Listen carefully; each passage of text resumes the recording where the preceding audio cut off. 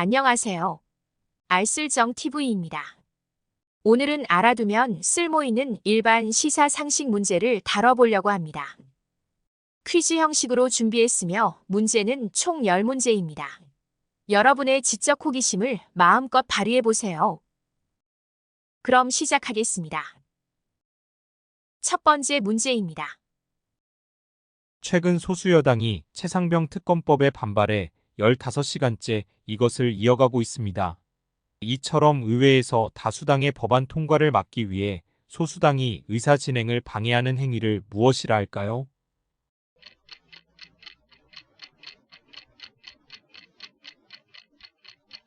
정답은 필리버스터입니다. 필리버스터는 고대 로마 시대부터 있었던 의결 방해 행위입니다.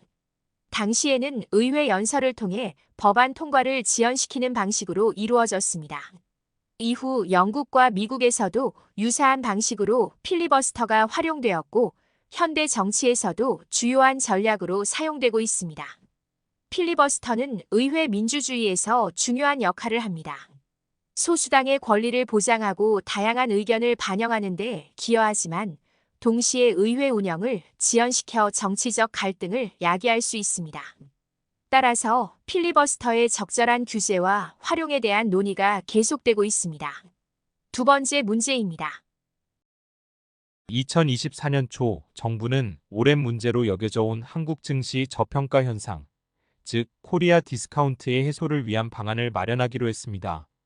기업 가치와 주가를 높이기 위해 마련된 이 프로그램은 무엇일까요? 코리아 디스카운트란 한국 증시가 저평가되는 현상을 의미하며 경영 효율성을 판단하는 지표인 ROE가 다른 나라들에 비해 낮고 주가를 평가하는 지표인 PBR과 PER 역시 낮은 것을 말합니다.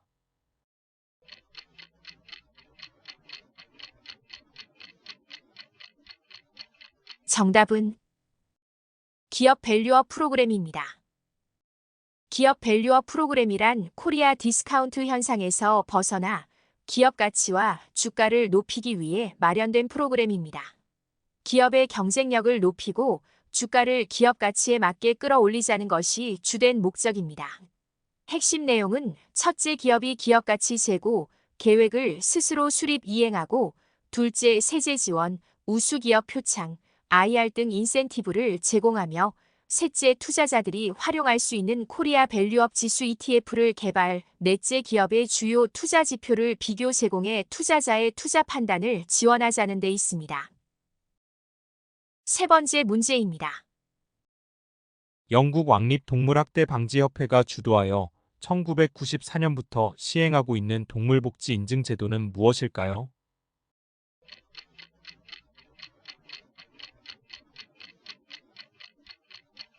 정답은 프리덤 푸드입니다. 네 번째 문제입니다.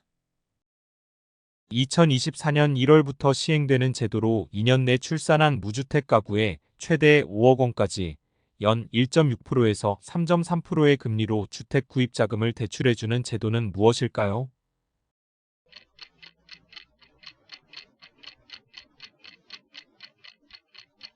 정답은 신생아특례 대출입니다. 신생아특례 대출은 저출산 문제를 해결하기 위해 내놓은 정책으로 크게 디딤돌 주택구입 대출과 버팀목 전세자금 대출로 분류됩니다. 신생아특례 디딤돌 대출은 대출 신청일 기준 2년 내 출산한 무주택 세대주 및 1주택 세대주만 가능합니다. 소득 조건은 부부 합산 연소득이 2억 원 이하, 순자산가액은 4억 6,900만 원 이하여야 합니다. 대출 대상 주택은 주거 전용 면적 85제곱미터 이하 주택으로 주택의 시세는 9억 원을 넘지 않아야 합니다. 도시지역이 아닌 읍 또는 면 지역이라면 100제곱미터 이하도 가능합니다. 다섯 번째 문제입니다. 경기 침체 이후 일시적으로 경기 회복이 되었다가 또다시 경기 침체가 이루어지는 이중 경기 침체를 뜻하는 용어는 무엇일까요?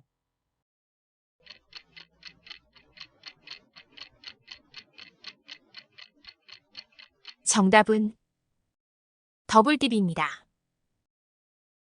더블 디폭은 W자형 불황은 경제가 불황으로부터 벗어나 짧은 기간의 성장을 기록한 뒤 얼마 지나지 않고 다시 불황에 빠지는 현상입니다. 대공황과 2차 오일 쇼크가 대표적인 더블딥 사례입니다. 원인으로는 소비 침체, 정부 지출 확대로 인한 재정 적자, 과도한 출구 전략 등을 들 수 있으며 정부는 재정 건전성을 확보하고 소비 진작 등 대응책을 강구하여야 합니다. 6번째 문제입니다. 신기술이나 신제품이 초기 시장에서 성공한 후 주류 시장으로 진입하는 과정에서 겪는 일시적인 수요 정체 현상을 의미하며 최근 국내에서 전기차 등의 산업에서 관찰되고 있는 이 현상은 무엇일까요?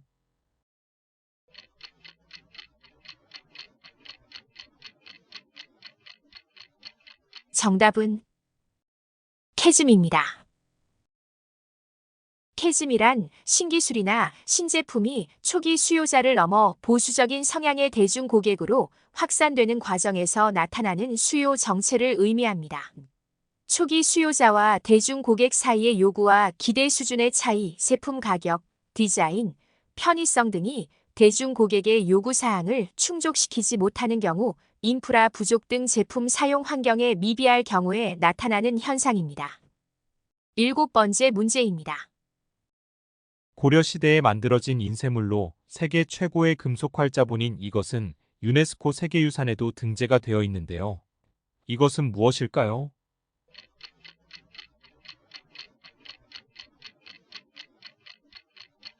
정답은 직지심체요절입니다.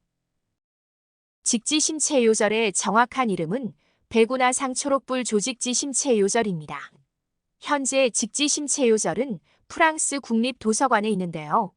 당시 동양 문화에 관심이 많았던 빅토르 콜랭드 플랭시가 한국 생활을 하면서 우리의 책과 미술품 등을 수집했고 그 수집한 책 중 직지심체요절이 있었다고 합니다.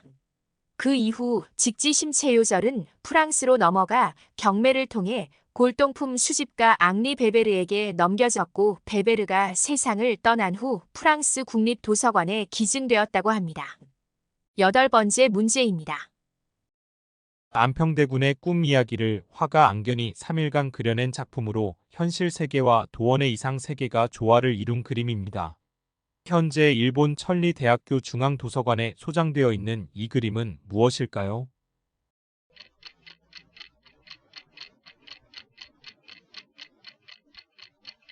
정답은 몽유도원도입니다.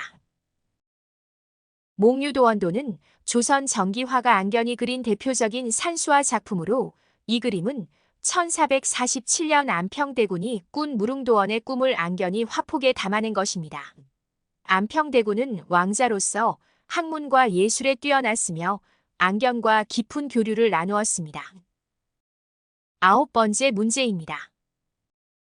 급진 개화파가 개화 사상을 바탕으로 조선의 자주독립과 근대화를 목표로 일본의 도움을 받아 일으킨 정변이며 주요 인물은 김옥균, 박영효, 홍영식 등이 있습니다. 이 정변은 무엇일까요?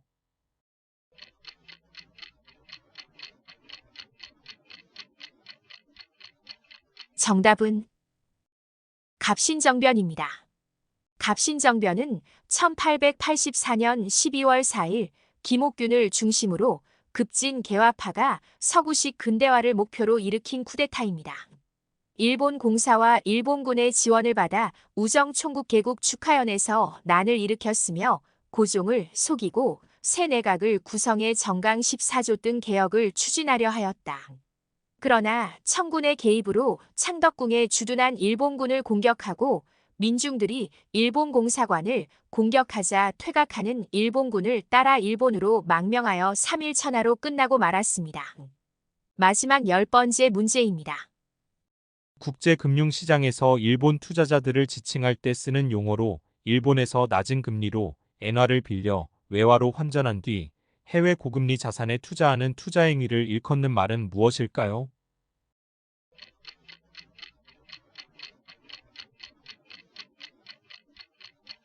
정답은 와타나베 부인입니다. 일본에서 낮은 금리로 엔화를 빌려 외화로 환전한 뒤 해외의 고금리 자산에 투자 앤 캐리 트레이드하는 일본의 중상층 주부 투자자들을 칭하는 용어로 일본의 개인 외환 투자자들을 통칭하는 용어로 확장하여 사용하기도 합니다. 이들은 일본의 장기 불황과 저금리를 배경으로 2000년 무렵부터 등장하였습니다. 유럽의 소피아 부인 유로 캐리 트레이드, 미국의 스미스 부인 달러 캐리 트레이드도 같은 개념이라고 볼 수 있습니다. 시청해주셔서 감사합니다. 더 좋은 영상으로 찾아뵙겠습니다.